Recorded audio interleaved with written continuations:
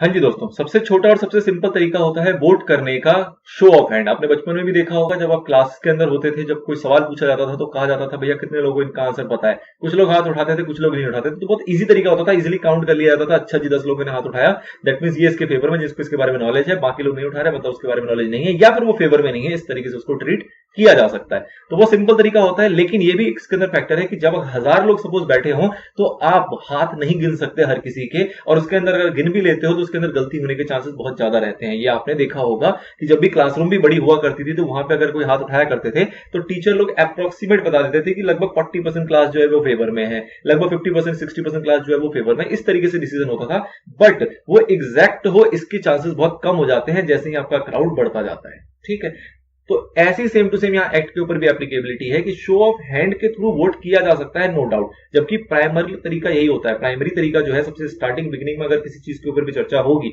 जैसे आपने चेयरमैन के सिलेक्शन के ऊपर भी देखा था पीछे सेक्शन के अंदर, तो क्या देखा था आपने कि भैया पहले जो चयन किया जाएगा, उसका जो इलेक्शन किया जाएगा वो कैसे किया जाएगा, शो ऑफ हैंड के जरिए किया जाएगा। उसके बाद अगर लोगों को लगता है कि इसमें कुछ गलती है, इसमें कोई दिक्कत है, तो वो पोल के लिए डिमांड कर सकते हैं। ठीक है ना। अब एक चीज और मैं यहां पे क्लियर कर दूं कि हमारे पास 3 तरीके की वोटिंग आएगी जो कि जनरल मीटिंग के अंदर पॉसिबल होती है, और एक वोटिंग वो आएगा जहां पे कि मीटिंग ना भी हो, लोग अपने घर से वोट कर सकते हैं, जो कि पोस्टल बैलेट का तरीका होता है, जहां पे वो अटेंड ना भी करें लेकिन तब भी वोट करने का उन्हें ऑप्शन मिलता है। अब इस 3 वोटिंग को जरा इसको सिंपली समझ लो। सिंपली समझने का मतलब क्या हुआ कि 3 वोटिंग में आपने प्रॉक्सी पढ़ा, प्रॉक्सी में आपने देखा कि प्रॉक्सी जो है वो वोट दे सकता है सिर्फ और सिर्फ पोल की जगह। अगर पोल होगा तो वहां पे प्रॉक्सी का वोट काम का है, अदरवाइज वो कहीं और वोट नहीं कर सकता, वो सिर्फ आएगा, चुपचाप बैठेगा, सुनेगा और चला जाएगा। तो इसलिए शो ऑफ हैंड ऐसा होता है जहां पे कि प्रॉक्सी को वोट करने का राइट नहीं मिलेगा, और सबसे सिंपलेस्ट तरीका है कि भैया हाथ खड़े करो, कौन से फेवर में कौन से अगेंस्ट में, और डिसीजन हो जाएगा। ठीक है, बट इससे जिसको भी दिक्कत होगी वो इसके लिए फिर डिमांड कर सकता है कि नहीं जी इसमें मजा नहीं आ रहा, इसके अंदर हमें लग रहा है कि कुछ गलती हो रही है, या हो सकता है कि ये प्रॉपर वे में एग्जीक्यूट ना किया जा रहा हो, इससे सही डिसीजन ना निकल के आ रहा हो। तो इसलिए फिर लोग डिमांड कर सकते हैं कि नहीं जी आप पोल पे जाओ या फिर इलेक्ट्रॉनिक मीन पे जाओ। अब ये पोल और इलेक्ट्रॉनिक मीन क्या है? तो पोल का बेसिक मतलब होता है कि जो लोग भी प्रेजेंट है वहां पे वो क्या करेंगे, वो अपना पोल डालेंगे। पोल बेसिकली एक पेपर के अंदर अपनी जो भी उनको फॉर्मेलिटीज होगी, जिस भी तरीके फेवर में होंगे या अगेंस्ट में होंगे, उसको वो एक पेपर पे लिखेंगे, और लिखने के बाद जो भी चेयरमैन होगा, या फिर हमारा इसके अंदर देखेंगे कि चेयरमैन अपॉइंट करता है किसी और पर्सन को भी, एज द केस में भी जो भी सिनेरियो होगा, वो सारी चीजों को इकट्ठा करेगा, उसकी काउंटिंग करेगा, उसका डिसीजन सुनाएगा, उसके लिए कुछ टाइम पीरियड उसको मिलेगा। तो ये एक तरीका हो गया। जैसे आप कह सकते हो कि भैया पोल के थ्रू, जो हमारा पोल है उसके थ्रू एक डिसीजन आया जिसके अंदर सभी लोगों ने लिख के दिया, तो उसके अंदर एग्जैक्ट फिगर में काउंटिंग होगी, उसके अंदर छूटने के आसार नहीं होते। एक तो पोल हो गया। तो पोल आप ऐसे कह सकते हो कि शो ऑफ हैंड सबसे प्राइमरी तरीका है। पोल जो है वो मैनुअली तरीका है। मैनुअली तरीका मतलब हाथ से पेपर पे लिखो, एक पोलिंग बूथ में उसको डिपॉजिट करो एक बॉक्स के अंदर, फिर बॉक्स को एक जगह पे ले जाया जाएगा, सेफ कस्टडी में रखा जाएगा, उसकी काउंटिंग की जाएगी, उसके बेसिस पे डिसीजन सुना दिया जाएगा। तो this is manually procedure. Number 2 क्या आ सकता है इसकी जगह पे, जो होता है हमारा इलेक्ट्रॉनिक प्रोसीजर। इलेक्ट्रॉनिक प्रोसीजर का मतलब क्या हुआ कि वहां पे सपोज आपको वेबसाइट के अंदर कोई लॉगिन आईडी दे दी जाए, लॉगिन आईडी पासवर्ड दे दिया जाए, वेबसाइट के अंदर आपको पोर्टल एक अलग से क्रिएट कर दिया जाए, आपको कोई डिवाइस दे दिया जाए, आपको कोई एक एप्लीकेशन दे दी जाए मोबाइल के अंदर, कोई भी ऐसा इलेक्ट्रॉनिक माध्यम जो कंपनी अरेंज करेगी, और उसके थ्रू आपको कहा जाए कि आप इसके अंदर लॉगिन करें, अपना लॉगिन आईडी डालें, पासवर्ड डालें, और फिर आप वोट कास्ट कर सकते हैं कि आप फेवर में या अगेंस्ट में, एज द केस में भी। तो ये एक तरीका है जो कि थोड़ा सा एडवांस हो गया, जो कि बड़ी कंपनी और एडवांस जगहों पे इसका यूज जनरली किया जाता है। तो वो हम कहते हैं इलेक्ट्रॉनिक मील। तो इलेक्ट्रॉनिक मील जो इलेक्ट्रॉनिक मीन्स है उसके लिए हमेशा शेयर होल्डर या मेंबर जो है वो शोर नहीं मचा सकते, लेकिन अगर शो ऑफ हैंड से उन्हें प्रॉब्लम होगी तो वो पोल के लिए जरूर शोर मचा सकते हैं, क्योंकि वो इजीली पॉसिबल है किसी भी कंपनी के सिनेरियो में। लेकिन इलेक्ट्रॉनिक मीन जो है उसको हम देखेंगे कि वो बड़ी कंपनी जनरली कह लो सिंपल लैंग्वेज के अंदर, कि वहीं पर वो कंसिडर किया जाता है, नॉर्मल कंपनीज के अंदर वो कंसिडर नहीं किया जाता। ठीक है, चलिए, तो ये आपको तीनों के बारे में थोड़ा सा आइडिया मिल गया। तो सिंपली क्या कहा जा रहा है कि जनरल मीटिंग के अंदर एक जनरल सी बात होती है कि भैया जो पहले डिसीजन कैरी आउट किया जाएगा वो शो ऑफ हैंड से किया जाएगा, बट अगर उसके अंदर किसी को दिक्कत है और वो डिमांड करते हैं कि भैया पोल से किया जाए, इलेक्ट्रॉनिक मीन से किया जाए, तो उसकी बात को भी सुना जाता है। ठीक है ना।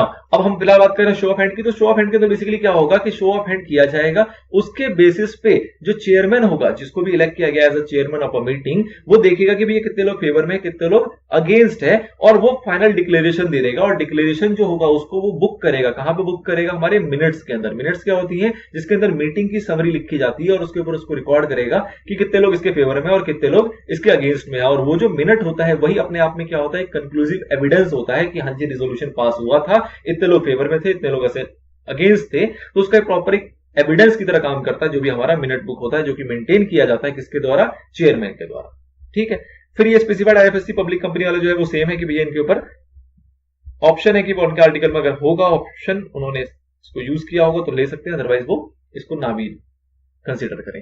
नाउ एब्स्ट्रैक्ट ऑफ एक्ट की बात करें तो इसमें दोनों बातें सेम टू सेम लिखी कि पहला पॉइंट क्या लिखा है, at the general meeting a resolution put to vote of the meeting shall unless a poll is demanded under section 109 जो कि हम देखेंगे, और voting is carried out electronically, मतलब ये दोनों अगर ना हुआ हो, अनलेस ना हुआ हो, be decided on the basis of show of hand, तो उसके बेसिस पे हम डिसाइड कर लेते हैं कि भैया किस तरीके से रेजोल्यूशन हमारा पास होगा। फिर बात आती है इसकी डिक्लेरेशन की, एक डिक्लेरेशन होगी जो कि रेजोल्यूशन पास होने के बाद, चाहे शो ऑफ हैंड से हुआ जैसे भी, उसके बाद एक डिक्लेरेशन दी जाएगी जिसकी एंट्री की जाएगी हमारी मिनट्स के अंदर, और वो अपने आप में क्या होगा, कंक्लूसिव एविडेंस होगा जिससे कि ये पता लगेगा हाँ जी रेजोल्यूशन प्रॉपर्ली पास किया गया। एग्जाम्पशन की बात करें तो ऑब्वियसली बात है कंपनीज जो प्राइवेट होती है उनको इसकी एग्जाम्पशन होती है, वो अगर रिस्पेक्टिव सेक्शन या फिर उनके आर्टिकल्स में इसके बारे में अगर मेंशन्ड है तो ही उनके ऊपर एप्लीकेबल होगा, अदरवाइज वो एप्लीकेबल ना भी करे तो चल सकता है। लेकिन ये एग्जाम्पशन को तभी मिलेगा जब उन्होंने कोई डिफॉल्ट ना करा हो फाइलिंग के अंदर, जो कि सेक्शन 92 या 137 के अकॉर्डिंग की जाती है। नाउ इसका एग्जांपल आता है हमारे पास, क्या एग्जांपल है, बहुत बेहतरीन एग्जांपल नहीं है, बेसिकली एग्जांपल का क्वेश्चन है, कह रहा है can an insolvent shareholder vote at the meeting by show of hand, क्या एक इंसॉल्वेंट शेयर होल्डर है वो क्या मीटिंग के अंदर वोट कर सकता है शो ऑफ हैंड के जरिए। तो भैया यहां पे क्या बात आती है कि इंसॉल्वेंट तो है लेकिन है तो वो शेयर होल्डर। शेयर होल्डर का मतलब क्या हुआ कि उसका नाम जो है वो रजिस्टर ऑफ मेंबर में लिखा हुआ है कि नहीं लिखा हुआ, तो बिल्कुल लिखा हुआ होगा। इंसॉल्वेंट हो गया तो क्या हुआ, रजिस्टर ऑफ मेंबर में नाम तो उसी का लिखा होगा। वो अलग बात है जब कंपनी डिविडेंड देती होगी तो डिविडेंड किसके देती होगी, उसके ट्रस्टी को देती होगी, जिसको आप कहते हो कि हमारे जो रिसीवर, ऑफिशियल लिक्विडेटर या रिसीवर जो अपॉइंट किया जाता है कोर्ट के द्वारा, उसको डिविडेंड वगैरह दिया जाता होगा, या फिर जो भी इसके बेनिफिट्स होते हैं वो उसको दिए जाते होंगे। लेकिन वो जो इंसॉल्वेंट शेयर होल्डर है, जब तक कि उसका नाम मेंशन्ड है उस रजिस्टर ऑफ मेंबर के अंदर, तब तक वो एंटाइटल है, उसके पास राइट है कि वो वोट कर सकता है इवन दो वो इंसॉल्वेंट क्यों ना हो। तो ये एग्जांपल है, क्वेश्चन की तरीका आपके पेपर में आया हुआ था, एग्जांपल के रूप में आपके मॉड्यूल के अंदर ये गिवन है। ठीक है, तो ये छोटी सी बात थी, शो ऑफ हैंड में कुछ खास रह नहीं जाता है। इलेक्ट्रॉनिक मीन है, उसके बाद जो हमारे पोस्टल बैलेट आएगा बेसिकली, या फिर पोल वाली बात आएंगी, ये थोड़े से बड़े सेक्शंस होते हैं कंपैरेटिवली। चलिए, उसके अंदर काफी सारे प्रोविजंस हैं, काफी रूल्स हैं, तो फिलहाल उसको यहीं पर रख देते हैं इस वाले सेक्शन को, और उसको सेपरेट पार्ट में लेके चलेंगे।